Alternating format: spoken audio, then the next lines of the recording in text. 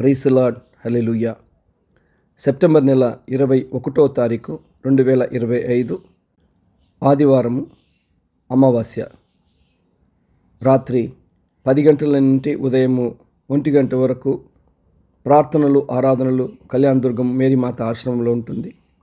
ఈ ప్రాంతానికి దగ్గర ఉంటున్న వాళ్ళందరినీ ప్రార్థనలో పాల్గొవాలని ఆహ్వానిస్తున్నాను. ఒక యువకుడు చర్చిలో అన్ని పనులు చేసే వ్యక్తి. సేవ నుంచి అయినా సరే, బైబిల్ చదవటమైనా సరే, చర్చిని శుభ్రం చేయటము, స్వతహాగా ఎవరు బలవంతం మీద కాక ఆ యువకుడే వచ్చి అన్ని పనులు చేసేవాడు. ఒకరోజు ఆ యువకుడు ప్రార్థనకి రావటము ఆపేశాడు. ఏం జరిగిందని ఆయన ఇంటికి వెళ్ళి ఆయనతో మాట్లాడుతున్నప్పుడు ఆ పిల్లోడు తన జతగాలతో వెళ్ళి ఎక్కడో కూర్చొని తాగినట్లు, ఇప్పుడు ఇంత పెద్ద పాపం చేసిన తర్వాత నేను దేవునికి విరోధమైన జీవితం గడుపుతున్నాను కదా, నేను చర్చికి రాగలను అని ఆయన హృదయం అంతా కూడా ఒకలాంటి అపరాధ భావము, గిల్టీ కాన్షియస్నెస్ ఆయన్ని చుట్టుకుంది. ఆ యువకుడు చేసిన పని పర్వాలేదు, లేకపోతే తప్పు లేదు అని నేను వాదించుటకు రాలేదు ప్రియమైన సహోదరులారా. కాకపోతే బైబిల్ అంతా కూడా మనిషికి దేవునికి మధ్యలో జరిగిన ఒక అనుబంధము, బలహీనత మధ్యలో జీవించిన ఎన్నో మనుషుల్నే దేవుడు తన పరాక్రమ శక్తితో, తన ఆశీర్వాదంతో గొప్ప మనుషులుగా మార్చిన సంఘటనలే బైబిల్. అబ్రహాంను మనమందరము విశ్వాసానికి తండ్రి అని పిలుస్తాము.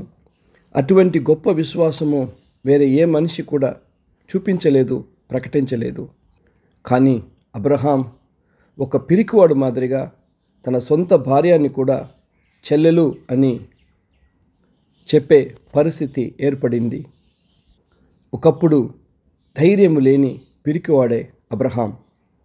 ఆయనకి మరియు సారాకి చాలా ఎక్కువ వయసు అయిపోయింది అని దేవుడిచ్చిన వాగ్దానాన్నే విశ్వసించక సారా పని మనిషి అయిన హగారుకు, అబ్రహాంకు జన్మించిన బిడ్డే ఇష్మాయేల్. దేవుడిచ్చిన వాగ్దానాన్నే కూడా తన ఇష్ట ప్రకారము మార్చుకున్న వాళ్ళే అబ్రహాం, సారా. కానీ ఇన్ని బలహీనతల్ని ప్రకటించిన అబ్రహాం తన ఏకైక కుమారుడును బలి అడిగినప్పుడు దేవుని మాటకి లోబడి పరిపూర్ణంగా దానికి సిద్ధమైనాడు Abraham. Praise the lord. Hallelujah. ప్రవక్త అయిన మోషేతో దేవుడు చేసిన గొప్ప కార్యాలు మనిషి మర్చిపోలేడు. కానీ మోషే ప్రవర్తనని దేవుడు తన పని కోసము పిలిచినప్పుడు దాన్ని తిరస్కరించినాడు ప్రవక్త. బలవంతంతోనే ఐగుప్తు దేశానికి వెళ్తున్నాడు మోషే ప్రవక్త. ఇంకా ఎన్నో బలహీనతలు మోషే ప్రవక్త దగ్గర ఉన్నింది. అతడు ఒక హత్య చేసిన వ్యక్తి, ఇంకా కోపిష్ఠుడు. నోవా అనే దేవజనుడు తాగేసి వీధిలో పడిపోయేవాడు.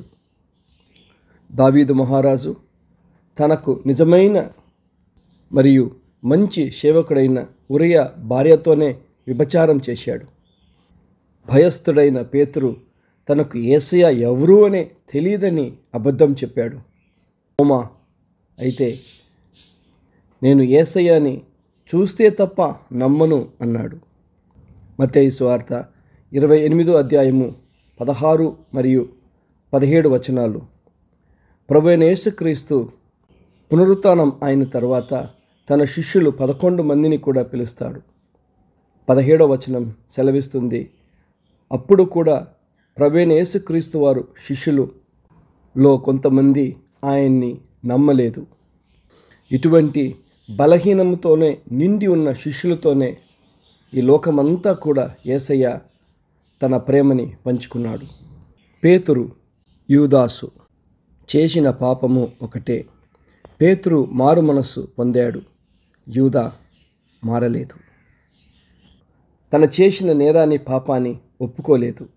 కానీ పేతురు కన్నీటి కార్చి ఏడుస్తున్నాడు. పాపాన్ని ఒప్పుకొని క్షమాపణ అడిగిన పేతురు యేసుప్రభు కట్టు సామ్రాజ్యానికి బునాది రాయి అయ్యాడు అని ఆశీర్వదింపబడ్డాడు.